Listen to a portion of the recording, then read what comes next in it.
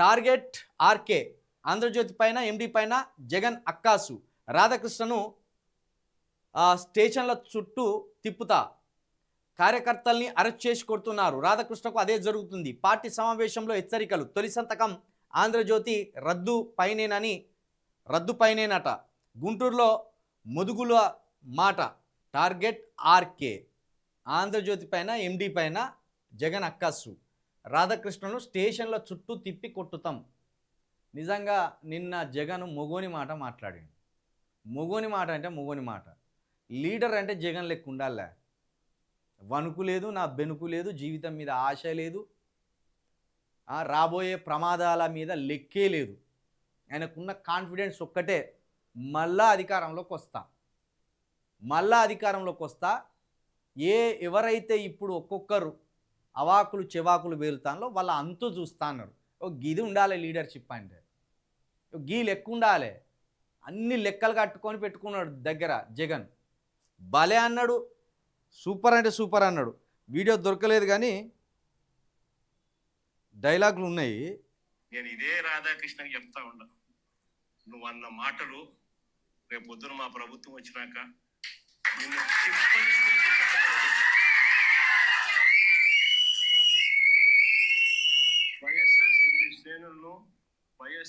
నీకు నేను తిప్పని స్టేషన్ ఉన్నది అన్నాడు ఆయన. నిజానికి జగన్ అనడంలో తప్పులేదు. ఎందుకంటే రాధాకృష్ణ గారు ఇంత పెద్ద పేపర్ పెట్టి కేవలం జగన్ని టార్గెట్ అంటే అది మామూలు ఇట్లాంటి టార్గెట్ కాదు. జగన్ని ఒక అత్యంత జుగుప్సకరమైన మాటలతోటి, అత్యంత భయంకరమైన రాతలతోటి గత 15 సంవత్సరాలకు ఇబ్బంది పెడతాను జగన్ని. ఒకరోజు ఇబ్బంది పెట్టింది కాదు. మీరు ఒకసారి ఆంధ్రజ్యోతి పేపర్ని గత 15 సంవత్సరాలుగా రాజశేఖర్ రెడ్డి గారు చనిపోయిన తెల్లవారి నుండి 2009 ఇంకా 2 సంవత్సరాలు అయితే 20 సంవత్సరాలు, దగ్గర ఒక 17-18 సంవత్సరాలుగా జగన్ గారిని టార్గెట్ చేస్తూ రాధాకృష్ణ గారు రాయని రాతలు లేవిగా. ఆయన అధికారంలో లేకపోయినా రాతల ద్వారా జగన్ గారి మీద విద్వేషాన్ని వెలగక్కిండు. అధికారం ఉన్నా కూడా రాతల ద్వారా జగన్ గారి మీద విద్వేషాన్నే వెలగక్కిండు రాధాకృష్ణ గారు. ఆయన మంచి చేసినా చెడానే రాసిండు. ఆయన చెడు చేస్తే లోకంలో ఈ చెడు ఎవడు చేయలేదని రాసిండు. అంత దుర్మార్గమైన రాతలు ఒక జగన్ గారి మీదనే గత 17-18 సంవత్సరాలుగా రాధాకృష్ణ గారు రాస్తూనే ఉన్నారు. ఆఖరికి మొన్న అధికారం కోల్పోయిన తర్వాత ఆ రాతలు మరింత తీవ్ర స్థాయికి పోయి వాళ్ళ ఇంట్లో ఉన్న ఆడవాళ్ళ మీద, వాళ్ళ భార్యల మీద, వాళ్ళ కూతుర్ల మీదకి కూడా జుగుప్సకరమైన మాటలు రాతలతోటి విరుచుకపడే ప్రయత్నం చేసిండు. కాబట్టి నిన్న జగన్ ఆ వార్నింగ్ ఇవ్వాల్సి వచ్చింది. జగన్ అలాంటి వార్నింగ్ ఇవ్వడంలో ఏమాత్రం పొరపాటు లేదు, తప్పు లేదు అనేది అయితే నా వ్యక్తిగతమైన అభిప్రాయం. ఎన్ని రోజులైనా ఆయన ఓపిక పడతాడు? ఎన్ని రోజులని ఇంత విద్వేషపూరితమైన రాతల మీద ఓపిక పడతాడు?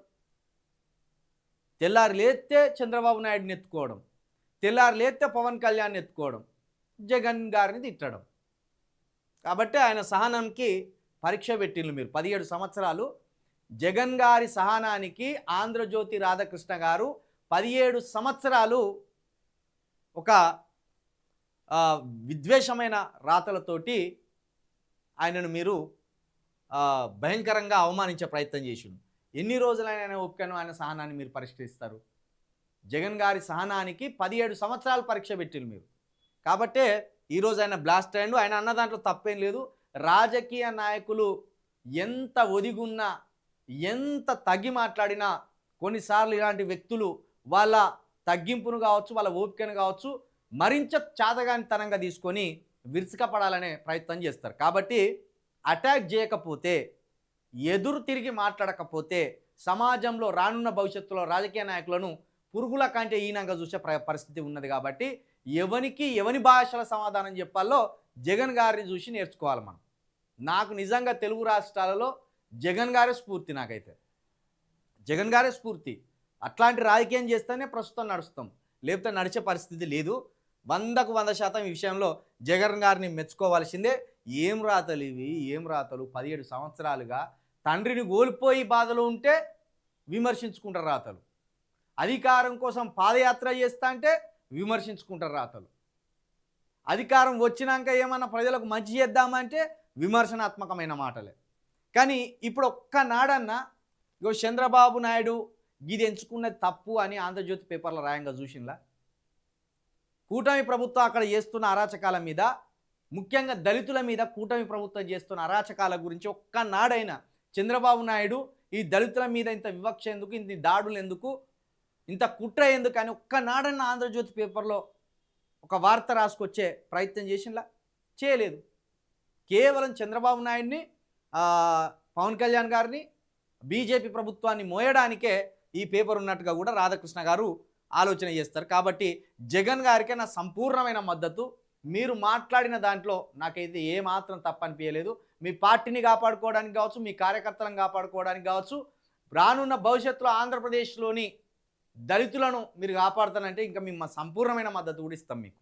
ఆ ఎస్సీ హోదా రద్దు అని వీళ్ళు అంటున్నారు కదా, పవన్ కళ్యాణ్ గారు, చంద్రబాబు నాయుడు గారు, కూటమి ప్రభుత్వం. దళితులు మతం మారితే ఎస్సీ హోదా రద్దు అంటారు కదా, ఆ ఎస్సీ హోదా రద్దు కాదని ఒక హామీ ఇయ్యి మీరు, ఖచ్చితంగా మీకు అక్కడ దళితులంతా మీకు అండదండగా ఉంటారు. నా మద్దతు మాత్రం జగన్ గారికి.